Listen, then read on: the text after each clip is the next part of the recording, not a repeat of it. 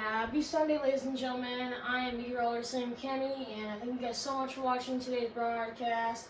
Hope you guys have had a great weekend so far, and I'm really glad that you guys will be watching this broadcast because this is going to be a very important broadcast. I'm going to be going over a lot of details. Here is a current rundown of today's broadcast. This is what I'll be doing. I'll be doing two parts. I wanted to do two parts so that way I don't have to cram all my information to one video, and so that way also it's not as time consuming. I'm going to really try, and in my future broadcasts I'm really trying to minimize my time or cut down my time as much as I can to keep you guys tuned in more. So that's the reason why I'm going to be doing two parts in this broadcast.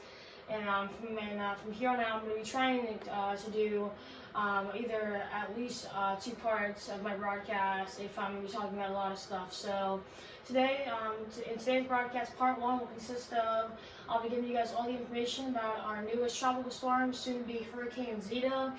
It is currently now our 29th named storm of the 2020 hurricane season. I'm in greatest probably shock as you guys are with the way this hurricane season has gone so far, and you guys know that hurricane season doesn't end until the end of November, and we're only in the middle of October right now, so we still got about, I would say, at least 30 to 50 days more of hurricane season, and it's not out of the question that we could potentially see one or two storms after the end of hurricane season. So we definitely have to keep our eye on the tropics, even though that we are not in a very active time of the season. We are still in hurricane season, even though that we are going into a downfall and getting to the end of hurricane season. We definitely still have to be watching the tropics, because once again they are starting to blow up now because we now have another storm in the tropics. So once again, tropical storm, soon to be Hurricane Zeta in part one. And then if you guys watched my my latest video, I think I did it on Friday. I gave you guys an update or a rundown of what the forecast was going to be for this week, and I said that I was going to be trying to do another video and update you guys on the latest forecast. I will be doing that also in this broadcast. And then I'll be giving you guys giving you guys a look at what the radar's looking like in the southeast. If any of you live in the southeast region, you've probably been getting straight showers and thunderstorms all day. I'll give you guys a rundown or look at where that rain is, where it's heading, and what time you can best see that. So I want to head right now into our tropical update. Once again, Tropical Storm Zeta, our 29th named storm of the season. This is the 1 o'clock advisory from the National Hurricane Center. As you can see, the center of circulation is right there. It's about, I think they were saying about 350 miles just to the south-southeast of the western tip of Cuba. It is currently a 40-mile-per-hour tropical storm with wind gusts up to 50 miles per hour. The pressure is currently 1,005 millibars.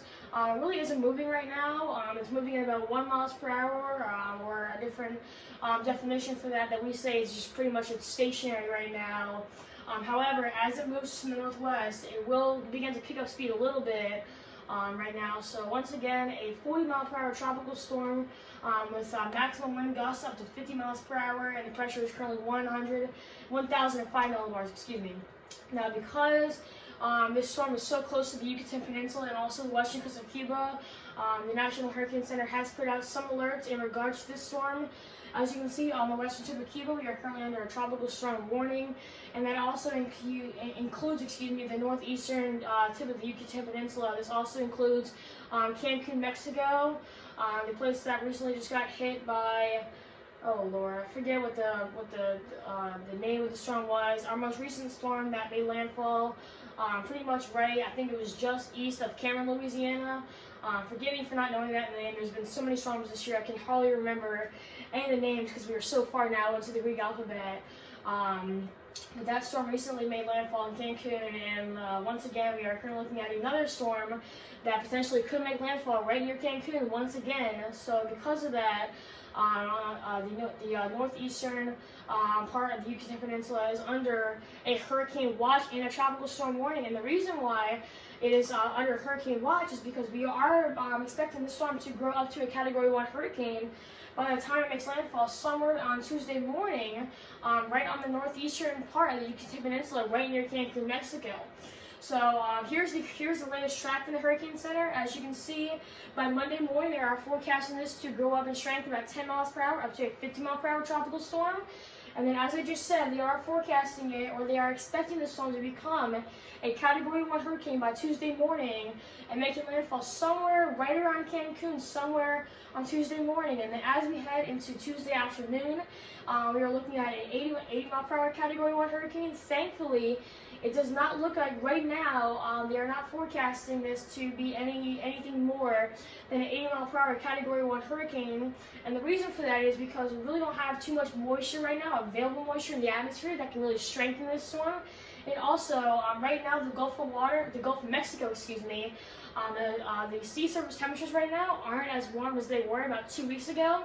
So you guys know that the best ingredients for a hurricane of strength is a lot of relatively available moisture in the atmosphere and very warm sea surface temperatures. And right now, we really don't have those ingredients.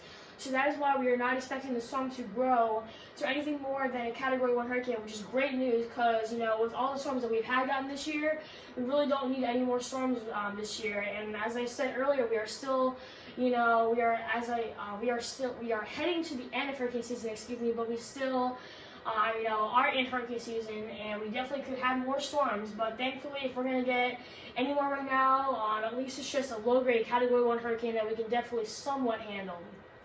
So beyond Wednesday, we are looking at this to be another landfalling U.S. hurricane somewhere. I think they're saying anywhere from Thursday night to Thursday morning. I really can't tell what the strength will be when it gets closer to the Louisiana coast. By the look of this track, it will be down to a 40 mile per hour tropical storm after it makes landfall, because you guys know as good as I do that as soon as the center of a storm gets over land, it really starts to decrease in strength.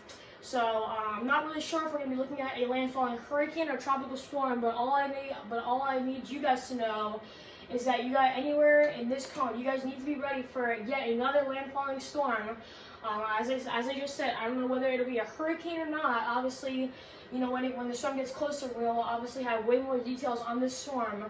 But we are looking at a landfalling storm somewhere between Wednesday night and Thursday morning. So here are these spaghetti models, and you guys all know that these are just several different forecast models that are showing you their predictions.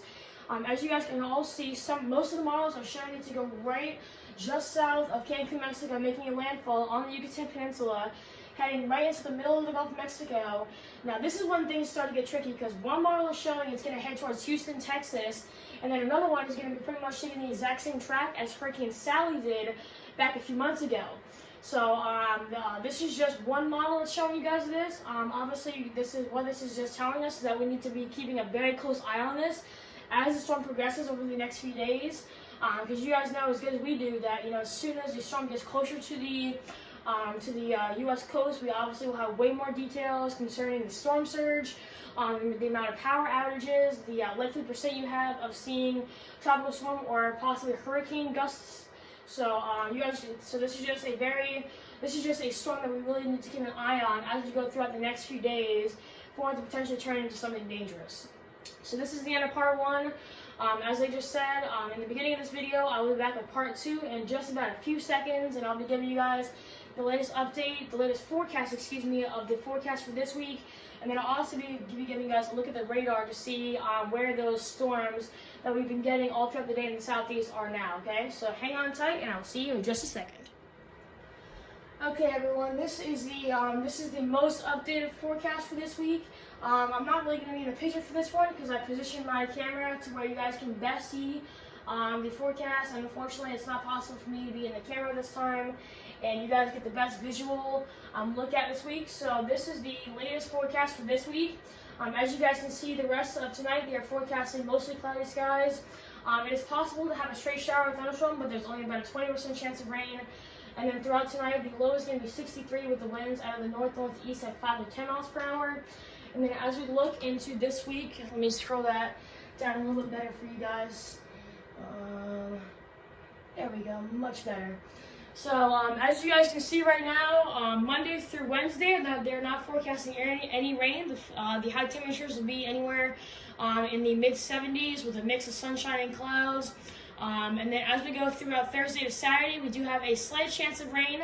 We have a 40% chance of morning showers on Thursday with a high of 80 and a low of 65. On Friday, we have a 40% chance again of morning showers with a high of 71 and a low of 53.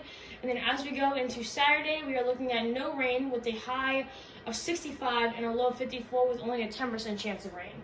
So let's now scroll up and then let's go to the radar and let's see what's currently going on right now. And then I'll also be able to show you guys the radar of what is Tropical Storm Zeta right now. We can kind of see where the heaviest rain bands are, and if they're trying to form any type of circulation.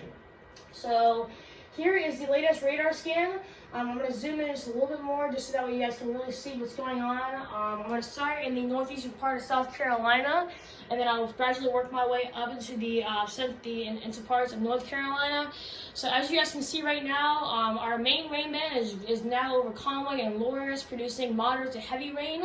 All of these storms are going to be heading to the north and east.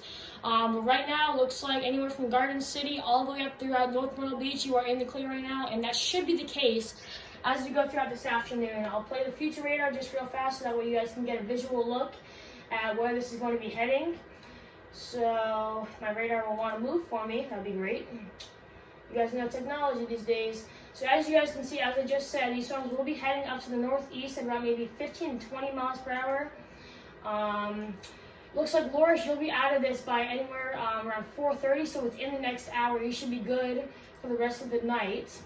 And that is pretty much all we have for the northeastern part of South Carolina. So let me go back to my homepage so that way we can restart the radar scan, and then I'll show you guys real fast what the radar is looking like in parts of North Carolina right before I end my video.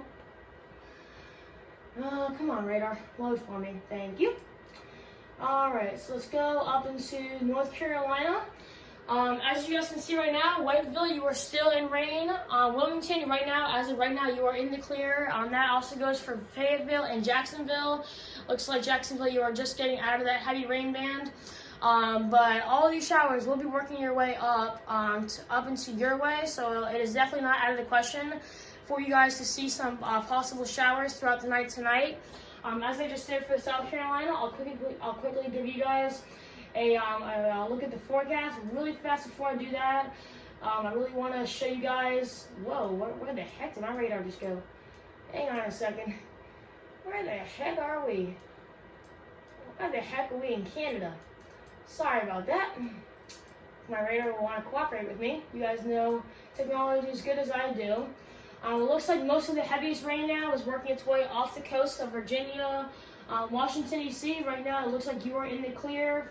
Up into the northeast, you guys are somewhat in the clear. Eastern parts of Pennsylvania, you definitely have a shot of some thunderstorms tonight.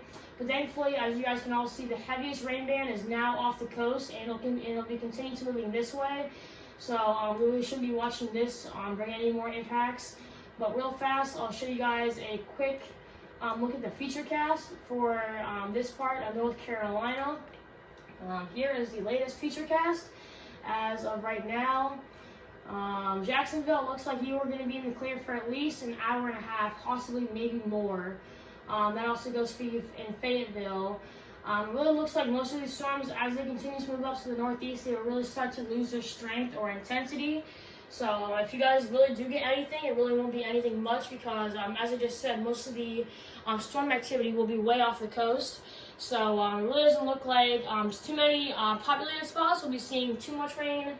But as you go throughout the night, if you're anywhere in this area, you definitely have somewhat of a shot, maybe a 30 to 40% chance of seeing an afternoon shower. But it is definitely not out of the question for you to see no rain.